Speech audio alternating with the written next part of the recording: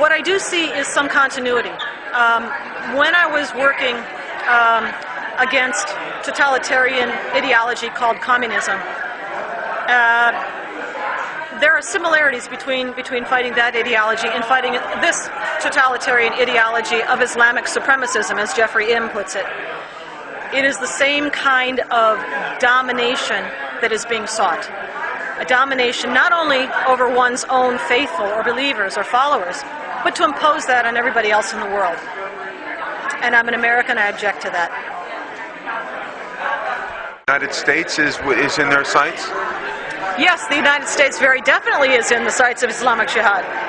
And the reason that we know that, for instance, comes to light in the recently concluded second trial of the Holy Land Foundation, which, as we know, was a trial held first in 2007, later in 2008, at which time they obtained, at the end of November last year, 108 unanimous counts guilty as charged, terrorist funding to Hamas.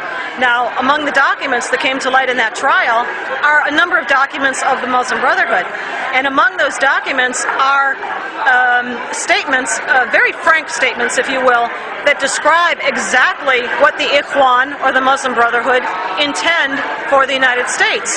And they say, quoting loosely more or less, they say, we, the Ikhwan, we will sabotage your miserable house with our hands from within.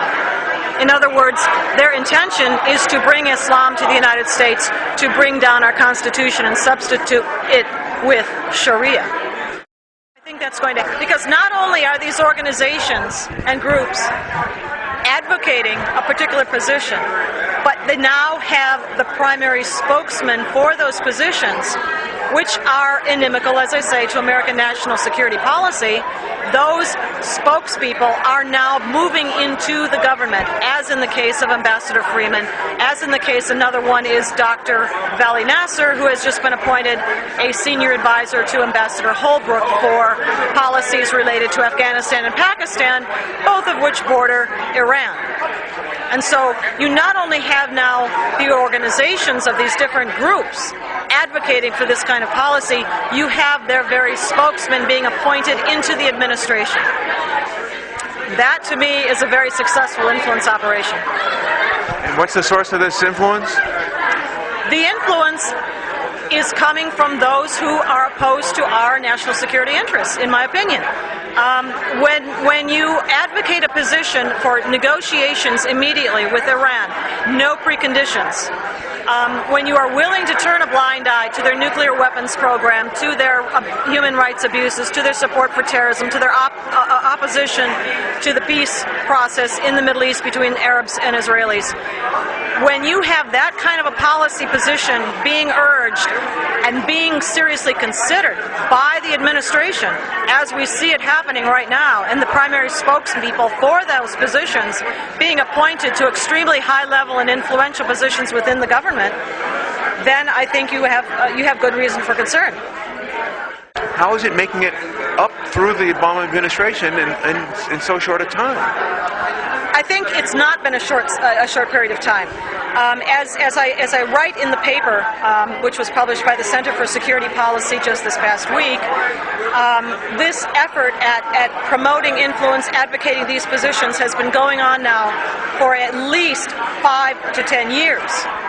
In terms of Iran specifically is what the paper is about, so I'm speaking to that issue particularly. If you're going to talk about Saudi Arabia influence, and that would be the Sunni side of things, obviously that influence has been going on since the oil money started pouring in back in the 1970s. And what did they do with that oil money? They exported their influence through building of mosques, through publications, through staffing of mosques with their preachers and imams, and as well they endowed American universities. They bought shares in Middle East studies programs at our top Ivy League universities. And when you have that kind of influence coming in, there are strings attached. So I would argue to you that the graduates of the top programs in these universities in the United States, the Ivy League schools, the graduates of Harvard and Yale and Stanford and so forth, where do they go when they graduate? They go into the government. They go into the Department of State. They go into the intelligence community. They also go into the think tank community and the NGO community. And that's been going on now for 30, 35 years or more. And so when you say, how did this happen so quickly? It didn't happen quickly. This has been going on, planned and funded carefully for many, many decades. And on the Iranian or the Shia side, that operation has been going on, I would say, at least since the Iranian Revolution of 1979, but it really kicked into high gear more recently, and I would say probably from around the late 90s to the present time. It really shifted into a higher gear. And that's when they started forming organizations that are think tanks or NGOs, beginning with organizations like the American Iranian Council, headed up by Hushang Amiramadi, for instance. And then there are many more newer organizations, which you'll see in the paper, which came along much more recently in the time period even since 2000, 2005, 2007, 2008. These new organizations are sprouting like mushrooms around Washington, D.C. And if you look at them, you'll see their boards of directors are interchangeable and interlocking, which is to be expected when you have an interest group with the same ideas. But the problem is not that they're an influence group or that they're pushing a particular policy. The problem is that that policy coincides with the favored policy of the regime in Tehran, and that is on the State Department's list of state sponsors of terror, the number one top position ever since the list has been kept. That's the problem.